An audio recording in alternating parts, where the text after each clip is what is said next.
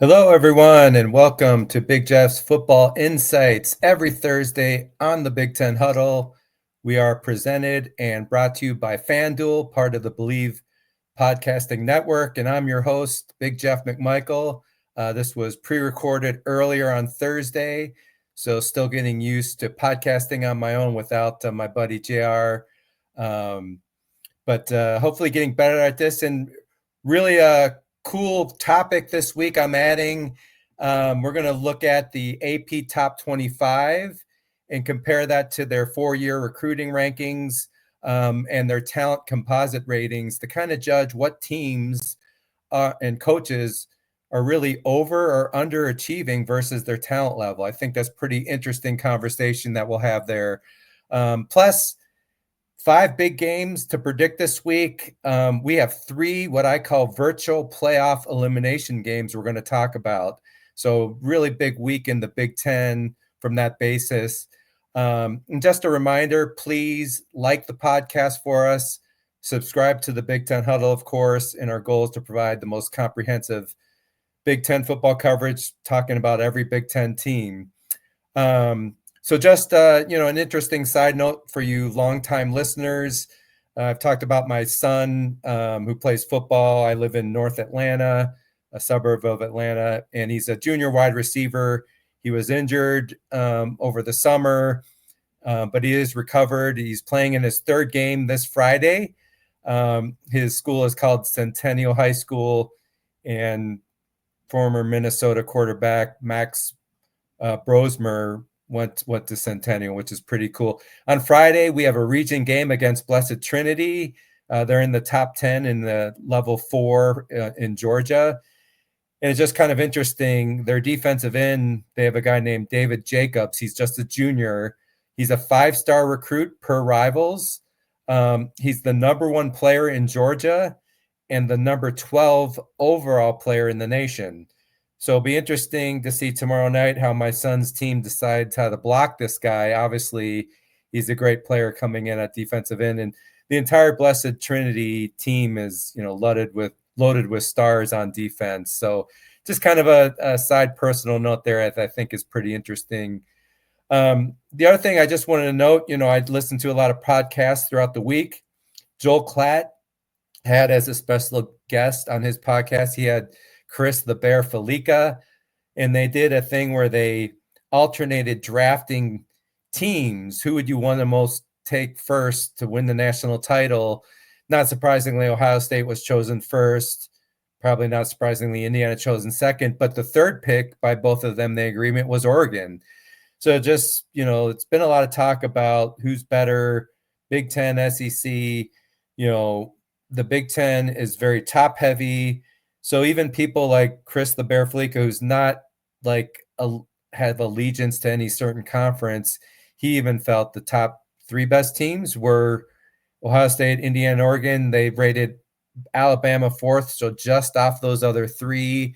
So I just thought that was pretty interesting. So, all right, so the agenda for this week, I'm still going to cover and review my top 5 games from last week and draw some insights on that. We are going to get into that AP top 25 and comparing to their talent level as the second thing we're going to cover. And then third, the 5-game predictions for this week. Just a reminder for my predictions, all 5 of them are going to be in a detailed article on my website, bigjeffsfootball.com, by Thursday night. So everything I cover there, the statistics and everything, it's even more comprehensive than what I'll cover here on this podcast today. So let me bring up this table. Now, unfortunately, I think we have this table got cut off a little bit as far as the results here on the right, but you can see the top 5 games from last week and my picks. I got 3 out of 5 right. So the ones in the rows that have the green background, I got right. The ones in the brown background, I got wrong. I was 3-2 on my picks. I was so close. I won the first 3, and then the night games, I thought I was going to go 4-1 or 5-0. It's hard to do against Vegas, though. But the fact I went 3-2, I've found myself back at 500. I'm 20 for 20 wins, 20 losses for the year, so 500, which isn't too bad, but obviously would have been awesome to be over 500. So let's do a quick review of what I got right and wrong, just to draw some insights, on the Big Ten from that. So the first game we're going to start with is the Iowa against Penn State game. So I'm covering that because that's one I got wrong. I had like Iowa to cover the 2.5 points at home over Penn State. The challenge was first game since James Franklin has been fired. So, what do you expect from Penn State? You didn't know. So I was relying on what I would expect from Iowa, which is the consistency of a Kirk Ferentz program. And I was so close. Iowa scored late to go up 25-24. They went for a 2-point conversion. Basically, if they would have converted that 2-point conversion, they win by 3 and I win the game. But it was for naught. Gronowski threw a pass that was too far or over the top in the end zone. But really, the takeaways here, not surprising that Kirk Ferentz found a way to win. That's what Iowa does at home, especially. For Penn State, another devastating loss. They're 3-4 now. They're really looking at needing to win 3 of their next 5 games just to make a bowl. And that's a tall task because they have number 1 Ohio State on the road and then host Indiana as their second game here. So they could be looking at a 3-6 record where they have to win their final 3 games. So just crazy to think to start the year that we'd be looking at this scenario for Penn State. In the game, they only mustered 266 yards in the game. Starting a true freshman, Ethan Grunkmeyer, he actually didn't look too bad, but just a tough situation to be playing at Iowa in there. And then the big disappointment, I keep on talking about it, that defense under Jim Knowles. You can come up with some excuses for the Penn State offense, but Penn State's never had an issue on defense, and it's just so disappointing for Jim Knowles not to be better with a very talented group at all 3 levels there. Just a side note too on the Penn State job search or coaching search. Of course, Matt Rule is still being talked about as the number 1 candidate, but I listened to Todd McShay as well.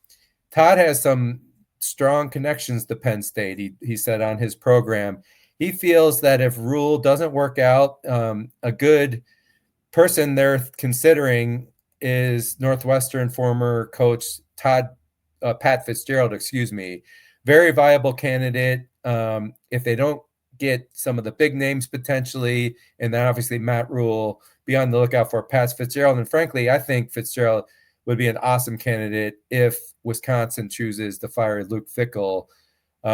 They did give him a vote of confidence this year, but that certainly can change. So one to keep an eye on is Pat Fitzgerald.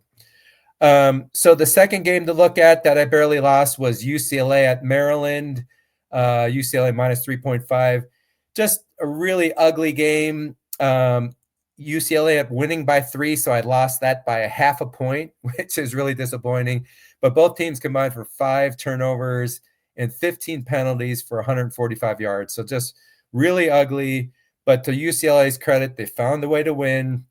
UCLA's unlocked their run game, which has been key to this winning streak that they've been going on here, 3-game winning streak. They ran for 193 yards at 5.5 yards per carry. So we're going to talk about, that run game and the importance of that for UCLA when we get to the Indiana game. That is one of my 5 games I will be predicting. For Maryland, 3 straight losses by combined only 10 points in 3 losses. So just, they're 4-3, lost 3 in a row. But to me, I still think Mike Locksley is safe. It confirms this young Maryland team, the strong potential they have. He's so close to being, maybe 6-1 or something like that. So I just think it bodes well for the future for Locksley for sure. So what did I get right in week 8? So it took Minnesota at home. They were a 7.5 underdog to Nebraska. I didn't quite understand why it'd be that big. I had the Huskers winning, but Minnesota actually ended up winning. So obviously I won that game. They won easily 24-6. I could tell you the way this game went down, Husker fans are really, really disappointed. in this game. Really changes their thought process on what the season's going to look like here. It's just the sixth loss in a row for the Huskers as well. And I can tell you, if you follow this on Twitter, I've been amazed how much these two fan bases really dislike each other. Also confirms what a huge weakness their offensive line is. And you saw this at Michigan as well, but they gave up 9 sacks in this game. They have 25 total sacks they've given up for a year. That's last in the Big Ten. They're basically averaging giving up 3.5 sacks per game. That's third to worst in the nation. So 131st in the nation, which is just crazy. In the Big Ten, we've talked about this. Without a good offensive line, you can't be a top-level team. So really major red flags there for the Huskers down the line here. For Minnesota, the insight is this really shows they had a healthy running back, Darius Taylor, who's missed several games. Minnesota is a completely different team with him. He had 148 yards rushing, 6.2 yards per carry, and they really outgained Nebraska easily. So second one I got right, Michigan. I thought they would win by over 7 against Washington, and they certainly did in a 24-7 win. So they won by 17. I just felt Michigan and their freshman quarterback, Bryce Underwood, at home, they just play so much better and more confidently. So that did not surprise me. The other thing is, and this is a theme that we should be looking at, everyone should be looking at for all these games, it was Washington's 5th straight game. And then when you play on the road, when you're kind of fatigued mentally, that really reveals itself on the road. And that's what we saw in this game. They had a lot of emotional games, including the Ohio State game back a few weeks.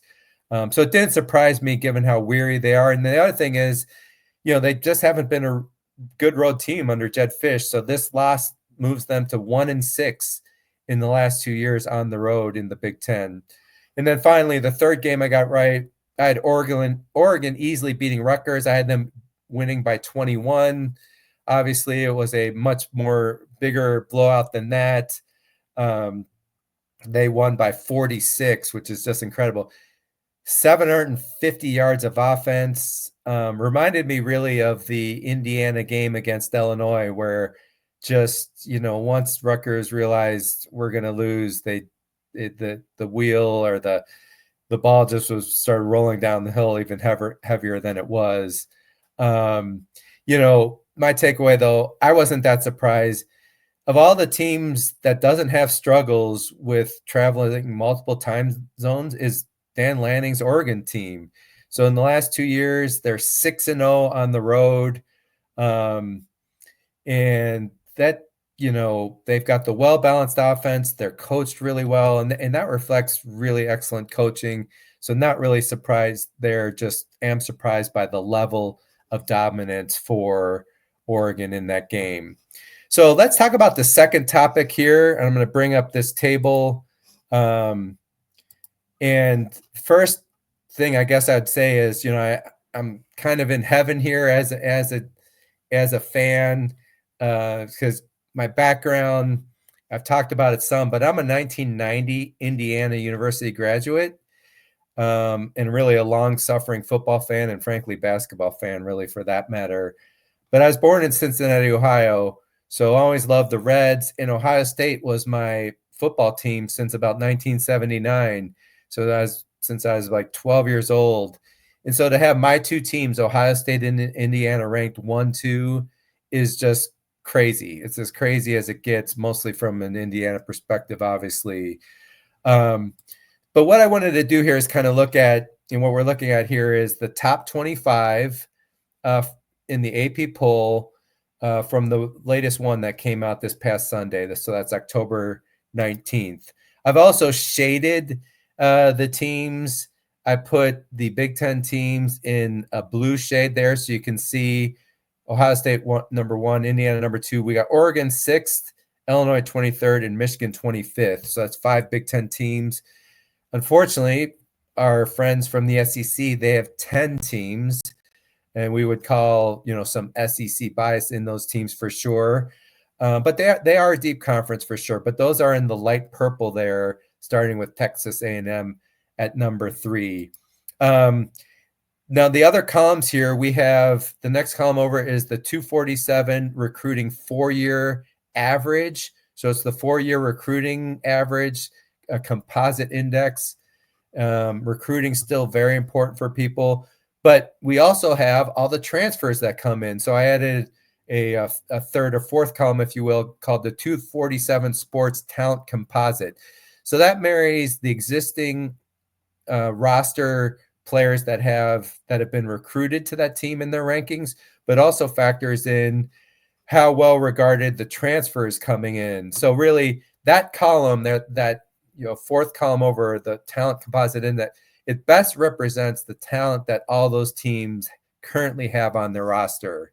And then the final column is what I done is I compared the ranking with the talent composite index. So just for an example, taking Ohio State, they're ranked number 1. They have the 4-year recruiting average of 4th average in the nation. So obviously they recruit at an elite level. And then their talent composite index that factors in transfers like a Julian Sayin, Max Clare, that's number 3 in the nation that they average. And so the difference between their rank and their talent composite index is -2. So it really tells you that they're ranked about where their talent level is, right? It's a pretty good match there. So that's kind of explains that rankings there. And I know there's some people listening on the podcast and doesn't see this table, but I'll try to walk you through it a little bit more. The other thing I did then is kind of color code the cells. So dark brown cells are teams where their results lag behind their talent level by quite a bit. So there's really 3 teams that here. There's number 20 LSU, number 22 Texas, and number 25 Michigan. And this is where, let's look at Michigan there. They're ranked 25th. Their recruiting average is 12th. Their talent composite is number 11. And so really Michigan, to their talent level overall, has kind of underachieved by 14, if you will. But the one thing to say about that, they are starting a true freshman quarterback. So really, I think they're really where they probably should be. I do expect as the year goes along, Michigan will play better and better. They're likely to move up in the AP poll here. Certainly the toughest part of their schedule, minus, of course, the final game of Ohio State, they've gotten through. So they have a chance to move up in the AP rankings. And it does show, though, that the talent level they have. So it should be no surprise. If you're a Michigan fan, they should be a top 25 team despite having a true freshman quarterback. And then Texas, big disappointment. There's a reason why they're the preseason number 1. Their talent level averaged out for the composite was number 4. So really high. So disappointing. But a lot of that due to Arch Manning. And then LSU, I think LSU should not be ranked in the top 25. Their talent composite is number 6. They recruit well. And this is why Brian Kelly is under a ton of heat here. They're underperforming to their talent level. And that's not a good thing in the SEC. It's certainly not a good thing for LSU fans as well. So let's look at the light brown cells would be next. They're for teams whose results are just a little behind their talent level. So that includes like number 4, Alabama, number 5, Georgia, number 6, Oregon, number 12, Notre Dame in the AP poll, and number 17, Tennessee. So all those teams have a talent composite index that's a little bit better than their AP results, but really they're within range of where they should be. So kind of not surprising on that for all of those teams I just named. Let's mention the light green. Those are the teams that are exceeding their talent in the rankings by a little bit, like Ohio State mentioned. There's 7 other teams in this category. You've got teams like Ole Miss, Miami, even Texas A&M at number 3. definitely exceeding their talent rankings, but not by a huge amount. I'd say the biggest one in that category is Texas Tech. So they're ranked 14th in the AP poll, but their talent composite ranking is just 29th. So, kudos to them for what they're doing. Definitely, so far, at least this season, exceeding their talent level. I think the most interesting group of teams are those in the dark green cells, as far as, the talent composite index. So guess what top 25 team is most exceeding their talent level? I don't think this will be a mystery here. It's Indiana. And people are wondering, why. Some people have said, why pay Cignetti over $11 million a year? Are you crazy? With this huge buyout, you're crazy.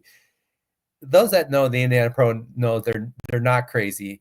Cignetti's doing this with, pretty good talent level, but not great. Indiana's composite talent rankings is number 72 in the nation.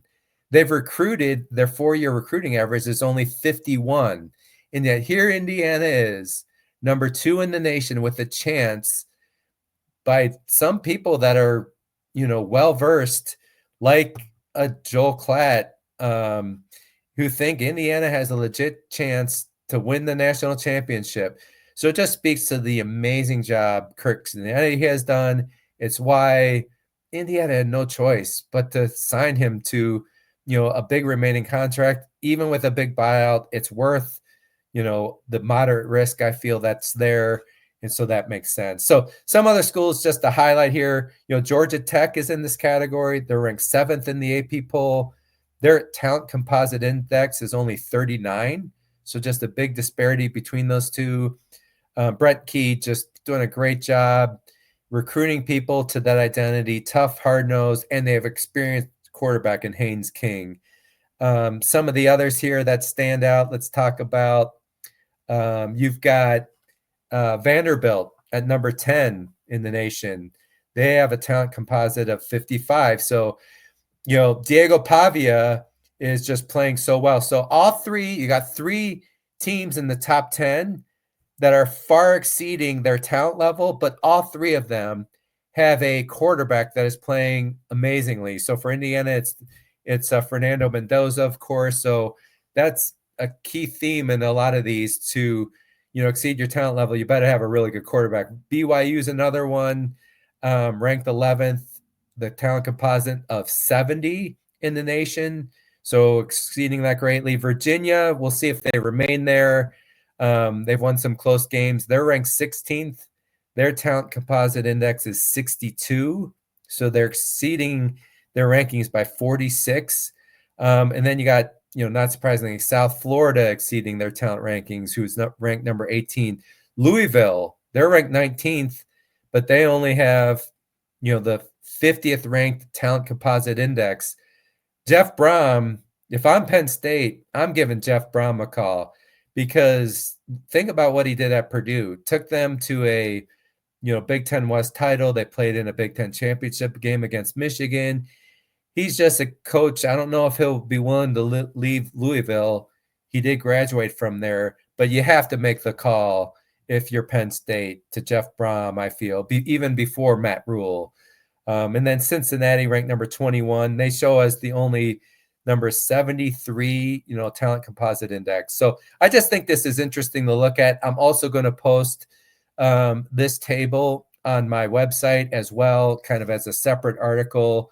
But here's why this is important and such a big surprise. So I did a study in the spring that looked at recruiting of the last 20 national champs, and it found the following. Here's the deal.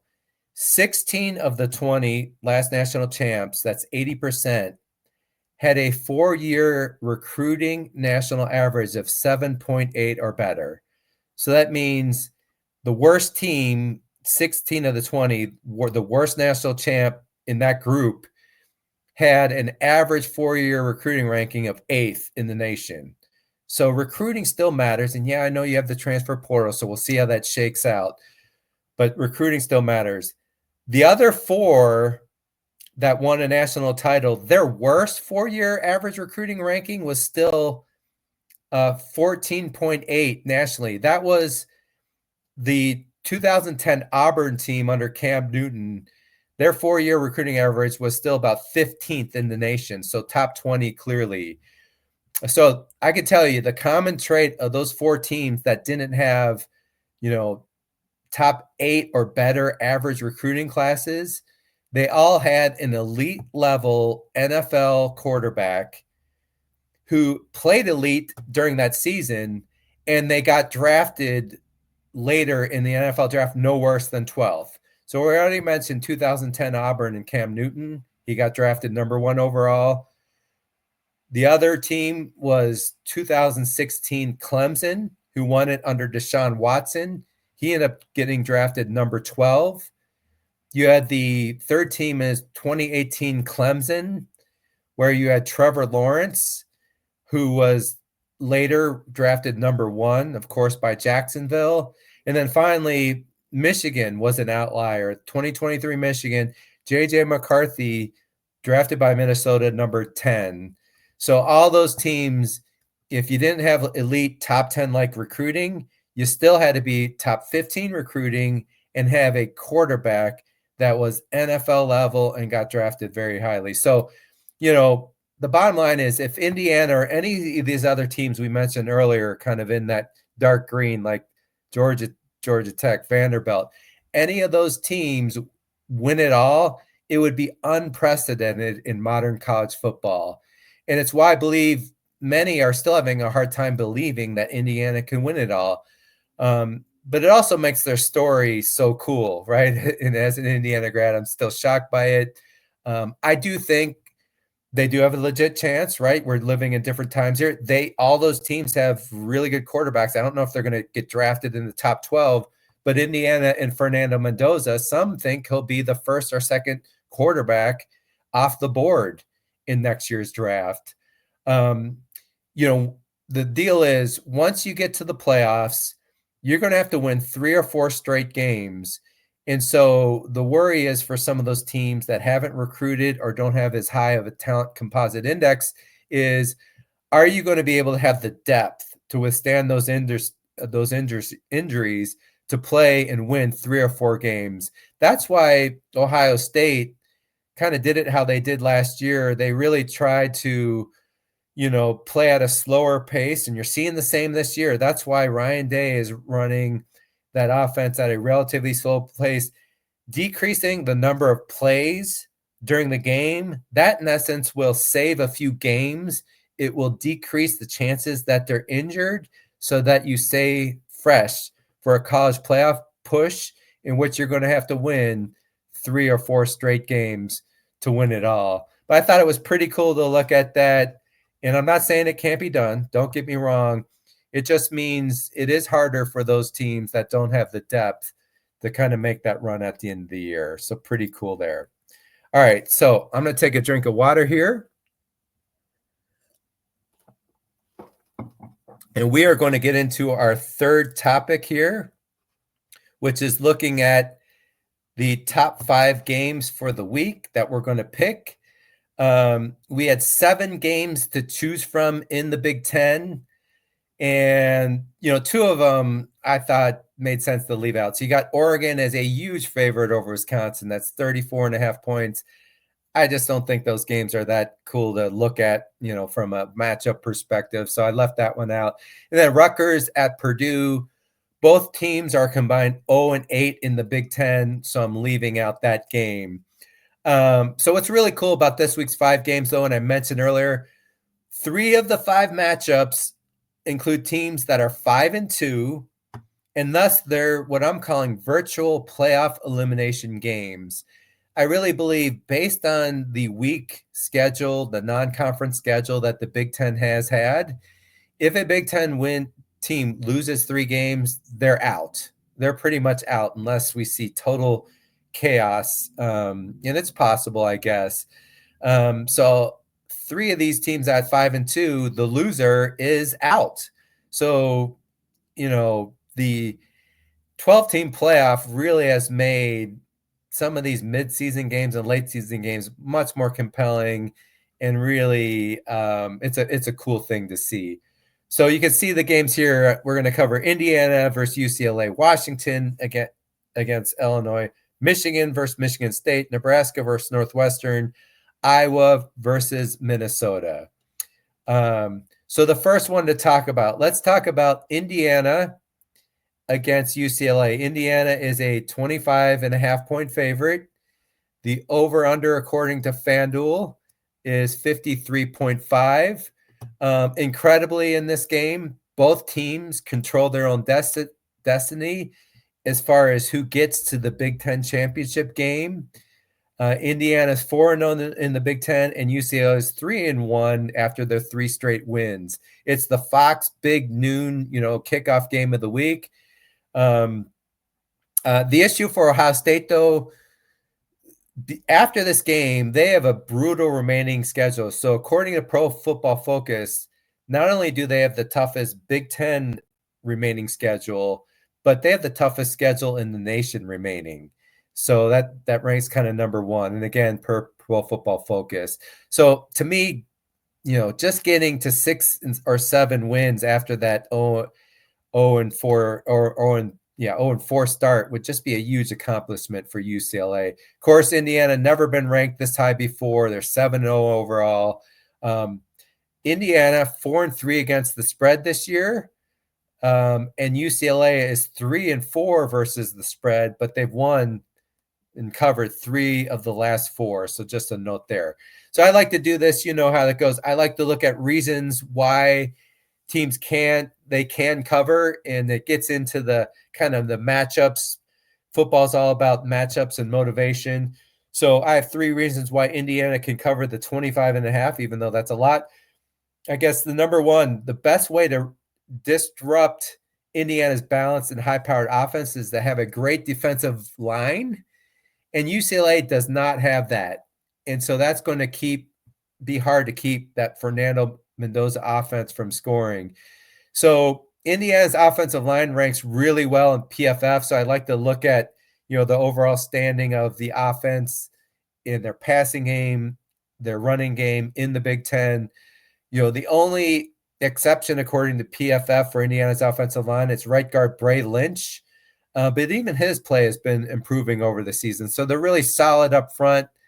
Their run pass option-oriented offense is very hard to stop, and without a strong opponent front 4. UCLA really ranks pretty weak across the board. The exception is senior defensive tackle Gary Smith III. He ranks 4th overall for Big Ten defensive tackles per PFF.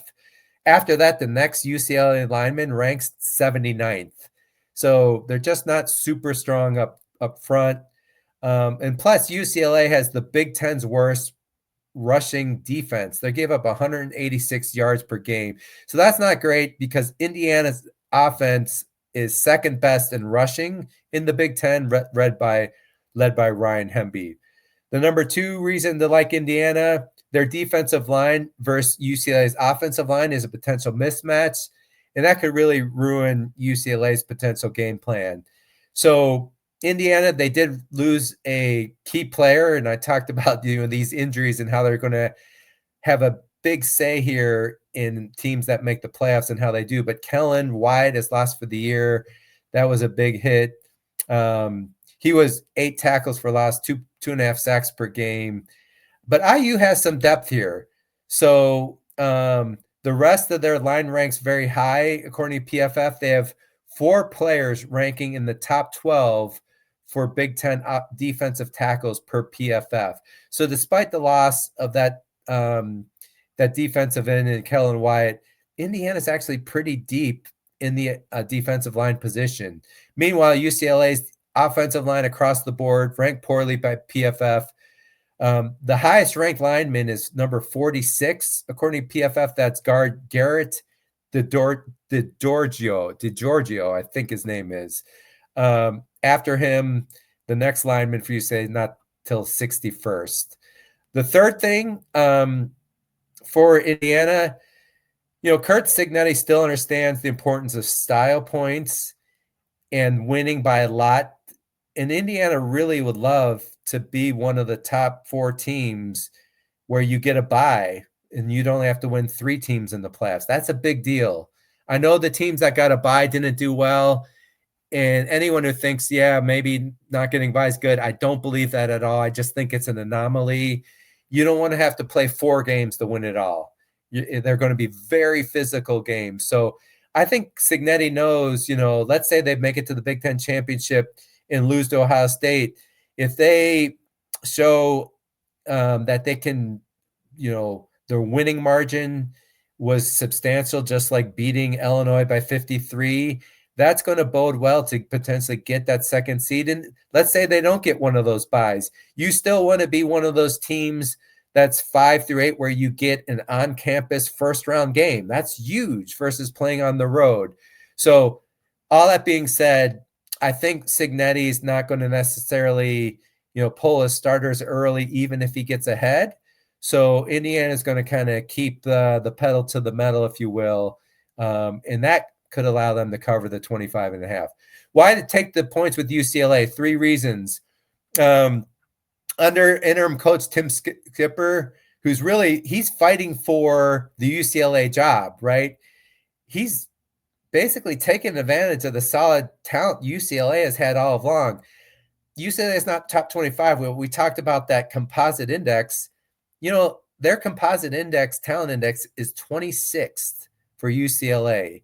So what that tells me is really they just greatly underachieved to their talent level the first 3 weeks. They're playing really more like they should have all along based on their talent. And then the other thing with that is Skipper wanting to earn the job. I mean, he's highly motivated, right, to do all he can to make UCLA, even if they're losing, as good as possible. He wants that head coaching job. Number 2, think about this.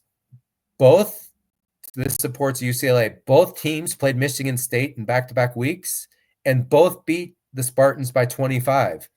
UCLA, in fact, won at Michigan State by 25, while IU played at home and won by 25. And that's an awful lot. I'm not huge on the transitive property, but I think that's something to think about in this one, that they both thumped Michigan State by the same amount. And then finally, the third thing, UCLA run game. That's been the difference maker. It really has shined under the new OC, Jerry Neuheisel, totally chasing UCLA's offense. They're averaging 33 points per game in this 3-game winning streak, and versus the first 4 games, they were only averaging 14 per game. So from 14 per game to 33, and the run game has been a key part of that. The UCLA offense now ranks a respectable 11th in the Big Ten in total offense. I think earlier they were more like 17th. And then that run game now ranks 7th in the Big Ten. In the last 3 games, they've run for 269 yards, 238 yards, and then 193 yards. All of them averaging in, over 5 yards per carry, and it's just been blowing their yearly averages out of the water. It's led by senior Jalen Berger. He's their leading rusher, but Nico can run as well. So that's been the key to the turnaround. So what's my big Jeff's call on this one? He can make the case that despite UCLA's newfound confidence, Cignetti's going to, his killer instincts and attack philosophy is going to cover that 25.5. I am leery of UCLA playing their 5th straight week on the road and being mentally fatigued, but I think they're still energized. I think that will overcome that fatigue. Just, they're so excited to be playing good football. Indiana's only playing their 3rd game. I think Indiana's going to score plenty here, but I do think UCLA's emerging run game, supplemented by Nico's dual threat running capability, is going to allow UCLA to score enough. So I'm calling this one Indiana 41, UCLA 21. So UCLA is only going to lose by 20. I could see it being less than that, frankly. I'd be surprised if it's Indiana can cover that. So I'm taking UCLA. I'm giving it a confidence of medium, even though ultimately Indiana wins. All right, let's go to game number 2. We have Washington, according to FanDuel, 4.5-point favorite over number 23 Illinois. The over-under is 55.5 in this one. So this is the first of those elimination games we talked about. Both teams 5-2 overall, and 2-2 in the Big Ten in this case. But if they lose a third game overall, they're going to be out. So this is an elimination game. You have Washington coming off a really disappointing loss at Michigan. You know, Demond Williams Jr. really struggled through with 3 interceptions. They lost by 17. Illinois, they're going to be coming off their first bye of the year. They really had a late bye, their first bye, and very late versus the other Big Ten teams. Remember, their last game was the game against Ohio State. They were soundly beat at home. Their remaining schedule is really easy, though. So this is the key game. If they can get through this one, they have the 59th toughest in the nation schedule per PFF, second easiest in the Big Ten. Like their remaining games, Rutgers, Maryland, Wisconsin, Northwestern, just really not that hard. So this is a huge game for them. They're going to need style points too. They're going to not just beat people. They're going to need to beat them bad, because losing to Indiana by 53 as a 2-loss team, you know, it would help if Indiana went on to win the Big Ten championship and went 12-0, but it's hard to explain losing that bad. Now for the year, Washington 3-4 against the spread, but they haven't covered 3 of the last 4. Illinois 5-2 versus the spread, so something to factor in. I also think it's pretty interesting. ESPN SP Plus, Washington has them ranked number 23, and SP Plus has Illinois number 27. So these two teams are right there. This is really a tight matchup game if you really look at it. Let's get into some numbers here. I have 3 reasons why Washington can cover that 4.5 spread at home. Number 1, Washington has a big advantage in the matchup of their balanced offense against a really below average statistically Illinois defense. Washington's offense, one of the best in Big Ten, score 34.6 points per game. That's really up there in the Big Ten. They ranked 4th in total offense, 6th in passing offense, 9th in rushing offense, helped by, Jonah Coleman. He leads the nation in TDs, and then, of course, Demond Williams' running ability. So really well-balanced, very hard to defend. Meanwhile, Illinois, 15th in Big Ten total defense, 14th in pass defense, which is not great given, Washington has Denzel Boston to throw to. He has 550 yards of receiving. And then even Illinois' run defense is solid, but it's only 11th in the Big Ten. So I know Illinois still, they find a way. If you go by pure statistics, you wouldn't think Illinois is not even a 500 team, but still the stats are the stats. And it does worry me against a well-balanced offense like Washington. Number 2, like Washington, Illinois is susceptible to sacks. And that can totally disrupt their defense. You got to give Luke Altmaier time to throw. Illinois is giving up 23 sacks. It's close to where Nebraska is, 3.3 per game. That's 125th in the nation, second worst in the Big Ten to Nebraska. So, a strong and aggressive scheme by Washington, if they can get to Luke Altmaier, and signs are that they maybe can, if they can pressure Luke Altmaier. I don't have the stats right in front of me. I know the stats when he is pressured, like most quarterbacks, just way less strong performance from that. Illinois struggled with defensive fronts, Duke, Indiana, Ohio State. And it's really been that right side of the Illinois offensive line. The line ranks poorly on that right side, even though they are playing better. So you're seeing the numbers improve, but still in aggregate, it's not that great. It's a shame because on the left side, there's senior left tackle J.C. Davis. His stats are amazing. I mean, he's one of the best in the Big Ten, actually. And so count on Illinois to lean on that. Washington hasn't been great at creating sacks. They're 81st in the nation, 13 sacks a game. Their defensive end, Zach Durfee and Jacob Lane, they're really ranked well in PFF stats. So they are capable. So that's going to be a key part of this game is Washington trying to get to the quarterback. Number 3, Washington plays great at home. They're going to need that home environment. We talked about it earlier. 6th straight game. The bye week's coming, but they need to get through this one. So when you play at home, that is helpful. The rowdy crowd. And under Jedd Fisch, Washington is really good at home. 9-1. Their only loss under Jedd Fisch is the number 1 Ohio State. And they actually held up pretty well. They played pretty well. Let's talk about Illinois. 3 reasons I like them. Luke Altmaier in the Illinois passing game. If you can give him time, it's really good. And it is a favorable matchup versus Washington's pass defense. Illinois is only 16th in Big Ten rushing, so it's absolutely vital for Illinois to protect Altmaier, have success running or passing, against that Washington defense. They're kind of mid-level Washington, 10th in total defense, only 14th, though, in passing defense. So it's there for the taking for Illinois if they can give Altmaier time.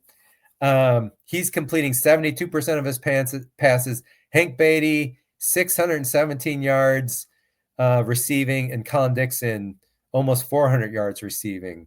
So number 2, what favors Illinois? In-game coaching, I think this is an advantage for Illinois and Brett Bielema over Washington.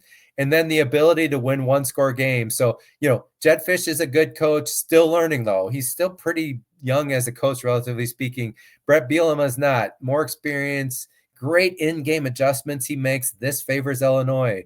And also 2 weeks to prepare for a game for Bielema. Do not underestimate that. In one-score games over the last 2 years, and this is going to be a tight game, Illinois is 6-1. Washington's only 2-3. So those things point to Illinois. The other thing with the tight games, and it's the third reason to like Illinois, often come down to field goals, and Illinois definitely ranks better in this category. So Illinois' kicker, David Olano, 12 of 13 in field goals. That's second in the Big Ten and tied for 5th in the nation as a percentage. Really good. Washington kicker, Grady Gross, only 6 made field goals, 8 attempts, so not a lot. But that 75% only ranks 77th in the nation. So I do think that favors Illinois for sure. The unknown, Illinois traveling out west, what would that be? But I am a believer that the experience of Illinois' coaching staff, they haven't traveled west this year. They did last year. They lost to Oregon 38-9. So this is a factor that I do lean Washington, but maybe it's mitigated by Bielema and his strong coaching. So what's my call on this? Does Illinois handle traveling west to play for only the second time in 2 years, or does Washington handles better, playing their 6th straight games? I think coming off the bye, I think there's a good chance Illinois wins this game. I'm going to believe Washington at home will pull it out, but I like Illinois to cover the 4.5. Calling on Washington 31, Illinois 28. I'm giving this a confidence of medium, really kind of believing in Brett Bielema here. Don't be surprised to see an upset. This is going to be a great game, though, for sure. All right, game 3. Number 25, Michigan at Michigan State. I have it listed 13.5. That spread moved to 14.5, so that's a wrong one in my table here. Apologize for that. That did move to 14.5. The battle for the Paul Bunyan Trophy, where Michigan has won 3 in a row after Michigan State won 2 straight. Michigan really been up and down this year. Not surprising, playing with a true freshman quarterback, of course.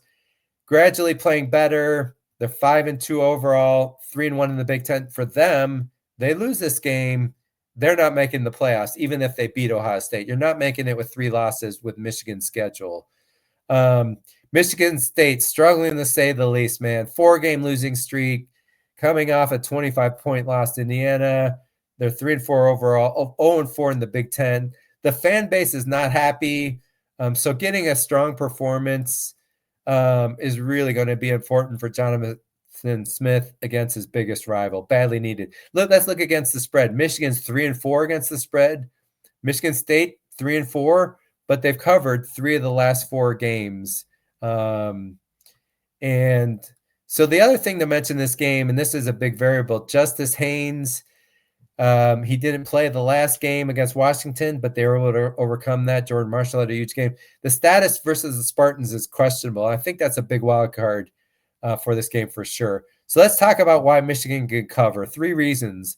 Number 1, Michigan's strong defensive line, very bad mismatch versus a porous Michigan State offensive line.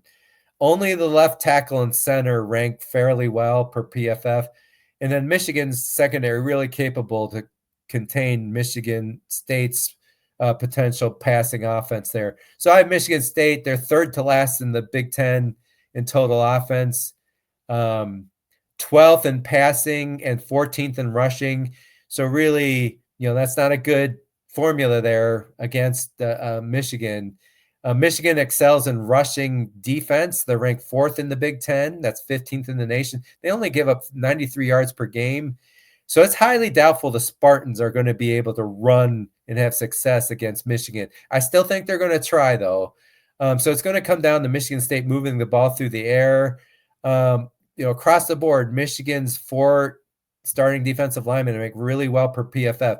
The best one, senior defensive end Derek Moore, 3rd ranked defensive end, number 1 in pass rushing per PFF. And that's going to be up against, like I said, that Michigan State poorly rated offensive line. Their defensive backfield for Michigan has been good, not awesome, but good. But per PFF, Jair Hill, the quarterback for Michigan, is the best ranked there. Second reason for Michigan to cover is Michigan State's defense ranks 2nd worst in the Big Ten in total defense. Now, Michigan's offense, it's been inconsistent under Bryce Underwood, but it's getting better and better, and has put up points here. And, better red zone execution, I think, could have it scoring even more points. I think Michigan should move the ball. They just need to convert that to touchdowns. So in the red zone, they're 81st in the nation, scoring 83% of the time. So 24 red zone trips, 15 touchdowns. This is where Underwood's experience, as the year progresses, he'll get better at, in the tight spaces with condensed defenses in the red zone. I think Underwood, as he gets more experiences, you're going to see Michigan get better here. And that's a potential here in the Michigan State game. And then finally, the third thing, 5-2 Michigan, you're in a good, spot to make the play. Super highly motivated. Michigan had a lot of confidence coming off the Washington game. So I think that bodes well. So that's 3 reasons to take Michigan State. So they're as bad as the Spartans defense is, they're actually a solid 10th in Big Ten in rushing defense. They're 2nd to last in pass defense, but that's not what Michigan wants to do, and they don't excel in that. So really, that's kind of a good matchup. Their defense for Michigan State, I think, matches up well. Also, if Michigan doesn't have a healthy Justice Haynes, Jordan Marshall is a good running back. He's just not nearly as explosive in getting those explosive runs as Justice Haynes. He had a really good game versus Washington, 133 yards, 5.3 yards per carry, but that's nowhere close to what Haynes has done. Haynes averages 7.4 yards per carry. So if Haynes is out, that's a big deal for Michigan State. And while the Michigan offensive line is improving as the year goes along, they're still not nearly as good as the vintage teams from 2021 through 2023. So I just think, Michigan State, if they can contain the big play run ability for Michigan, they can force Bryce Underwood to make tough throws. He hasn't done well on the road, too. Underwood is much more confident at home. On the road, he's only averaging 151 passing yards a game, just 2 TDs and 1 interceptions total for Underwood. So I think that is a good thing for Michigan State. Number 2 for Michigan State, their passing game beyond Aiden Childs, it still has a potential to do well and move the ball against Michigan. So, against a very good defense in Indiana last week, threw for 293 yards, Childs did. 5 different players had at least 3 receptions.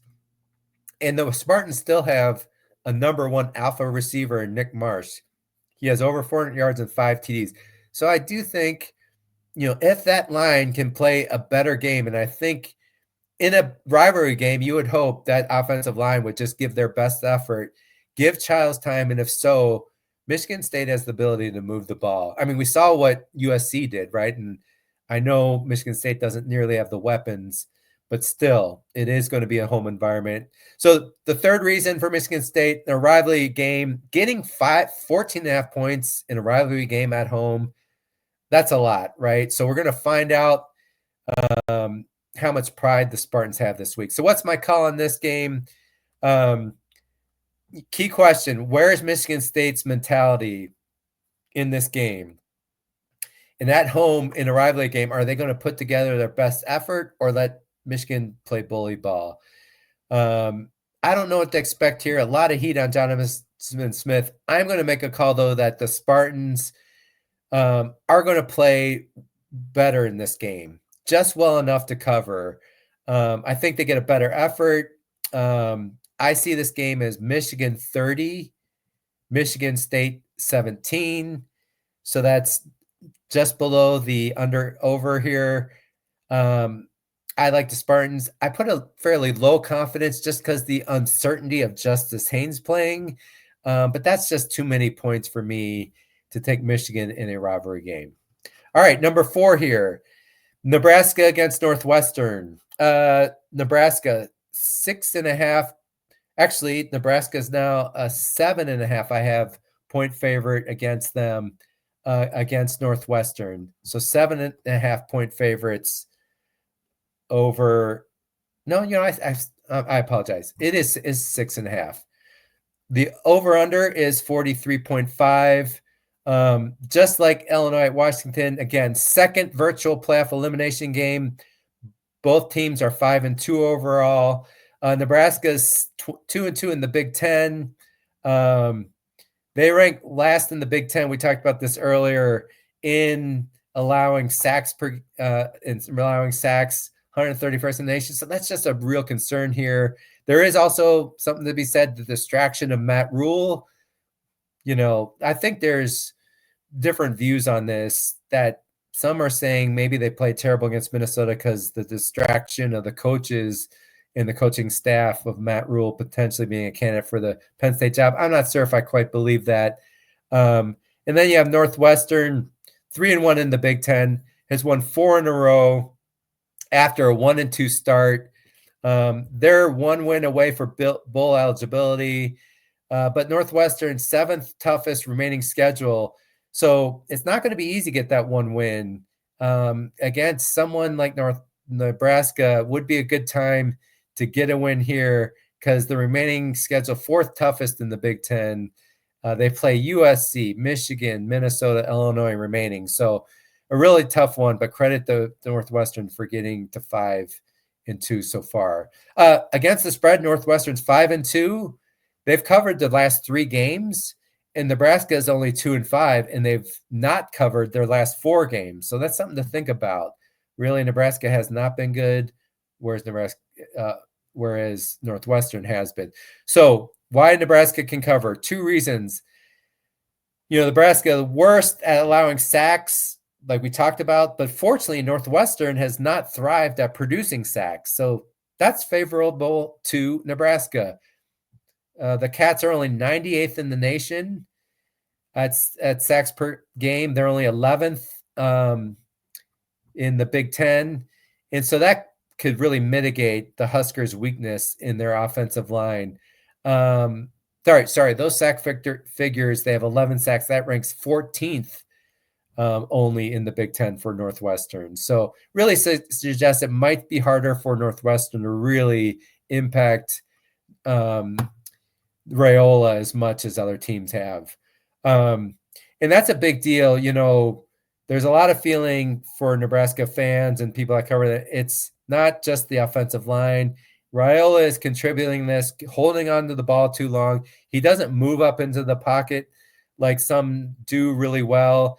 He tends to want to go backwards a little bit. You're actually going back into the rush and everything. So that's something that he needs to work on. Number 2, why Nebraska can cover.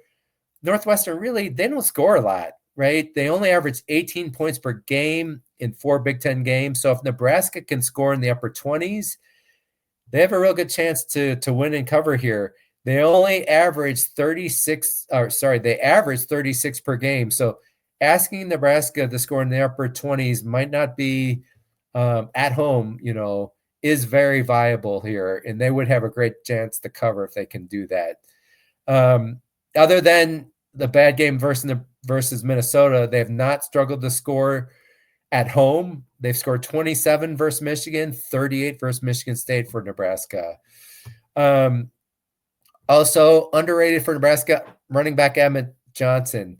He leads the Big Ten in rushing, 713 yards at 6.9 yards per carry. So I really think, given the sack issues, if Northwestern is able to put heat on Nebraska, they should lead into that run game even more than they have.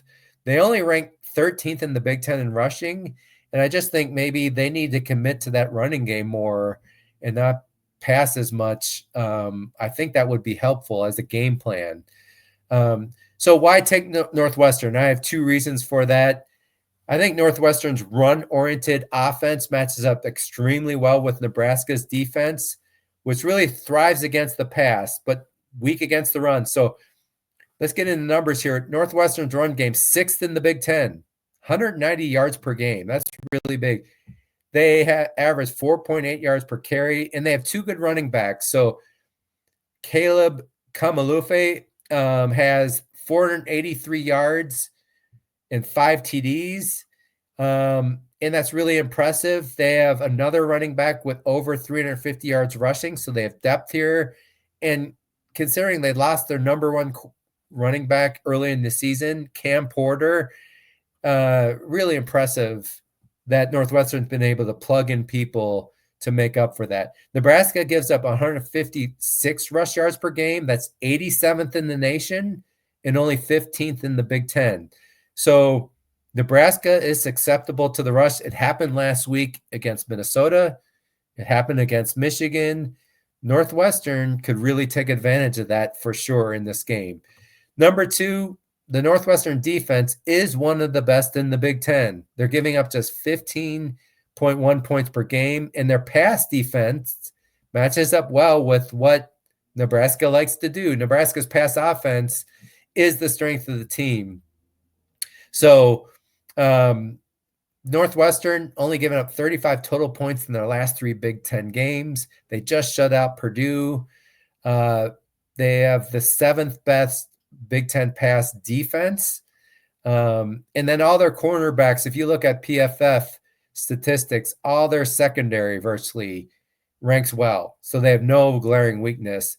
And again, if Nebraska wants to pass, that runs very well. Nebraska's 2nd best Big Ten passing offense. So if Nebraska's passing, I think that lends into what Northwestern would like to see. So frankly, I don't understand the spread. It is a 7.5 point spread. I expect Nebraska at home to play much better than the clunker at Minnesota, but that's a lot of points versus a confident Northwestern team with a really good defense. I can't count on Nebraska to cover this number. And remember, Northwestern has covered their last 3 games. Nebraska has not covered their last 4. So I'm riding that momentum. David Braun, expecting Northwestern to cover the 7 points. I'm still saying Nebraska wins 23, Nebraska, Northwestern 20. I'm putting this as a medium level game. And actually, sorry, I'm putting this as a high level game because I'm calling this the Lock City pick of the week. So yeah, it's more of a high confidence game. Just too many points. Wouldn't be surprised if Nebraska won, or sorry, Northwestern won, but I have them winning by 3. All right, let's go to the last game. We have Iowa, 8.5 point favorite against Minnesota. 38.5 points is the over-under according to FanDuel. This is the final virtual Big Ten playoff elimination game. So both teams 5-2 overall, both 3-1 in the Big Ten. This is for the Floyd of Rosedale. The Floyd, for those who don't know, is a pig. Meant one of the many rivalry Big Ten games.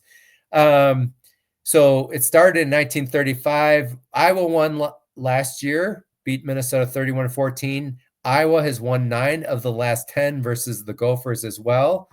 Let's look at the spread here. Iowa is 4-2-1 this year against the spread, but they've covered 4 in a row leading up to the Penn State game last week where they didn't cover. So 4 of the last 5 Iowa has covered. Speaks to how their game has improved. Minnesota only 2-5 versus the spread. The other thing is the 38.5 over and under really speaks to how big the 8.5 point spread is in my book. Seems very high. Iowa, let's talk about why they can cover. 3 reasons. I think the intangibles of this game really favor Iowa over Minnesota. So first, Minnesota playing their 5th game in a row. You saw what happened to Washington on the road. Minnesota's on the road in their 5th game in a row. So they might be a little emotionally fatigued. They're coming off, the big win over Nebraska in the tough Iowa home, tough road environment at Iowa. Could be a letdown game. Plus Minnesota, they've only played twice on the road. They've lost to Cal by 13, Ohio State by 39. And then Iowa, only 3rd game in a row coming off their last bye.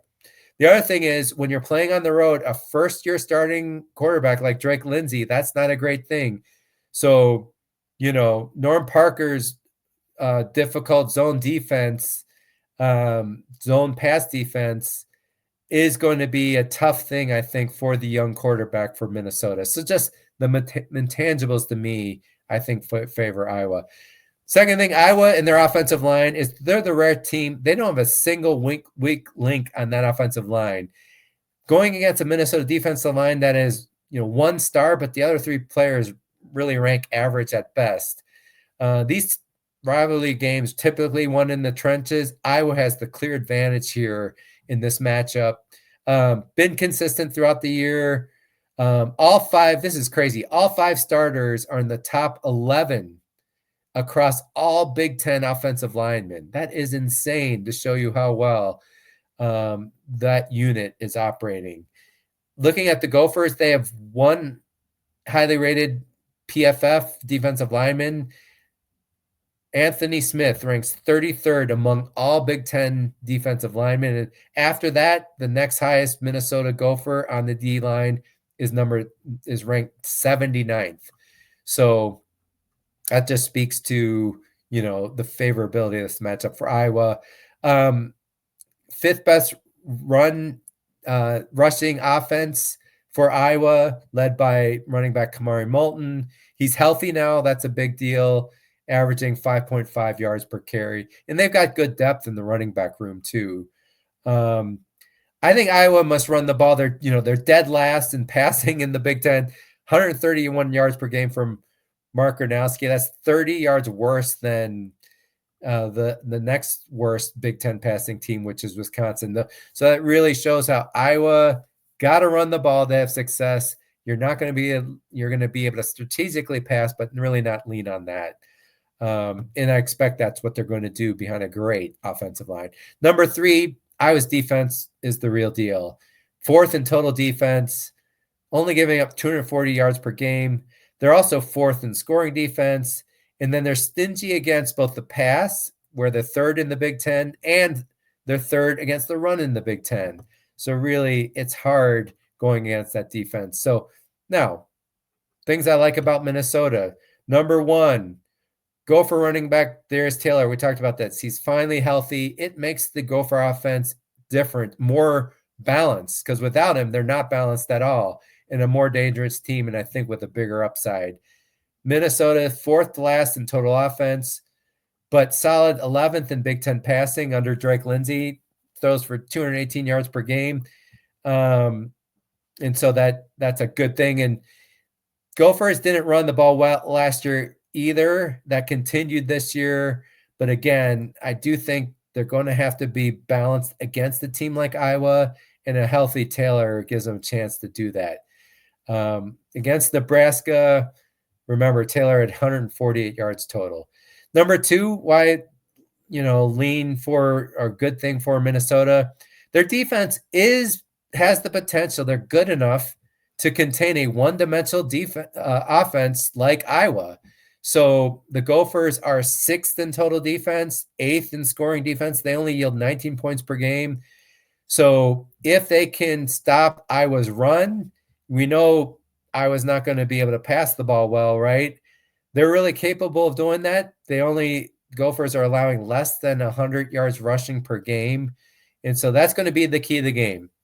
Minnesota defensive, stopping that Iowa run and forcing Gronowski to make throws. He's actually had interceptions in 3 straight games, and he's had, I Bleav, 0 touchdown passes across those games as well. So what's my call on this one? I'm going to say, I think when I first saw Iowa giving 7.5 points, and then later it moved up to 8.5, I thought for sure I'm going to take Minnesota in this game. That's just way too many points. Iowa can't score much. But when I looked at all the intangibles of this game, the matchups of the units, I think I've changed my mind. The other thing is maybe we're really underestimating what a really good team Iowa is. Think about it. Their 2 losses, a rivalry road game at Iowa, who was a top 25 team with an experienced quarterback. They lost by 3. And that team is still 5-2, even though they're not in the top 25. And then the second thing, they're the only team that has held Indiana in check. They lost by 5 points.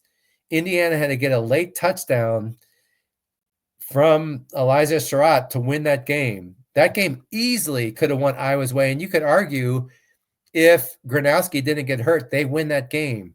They held the Hoosiers to 337 yards.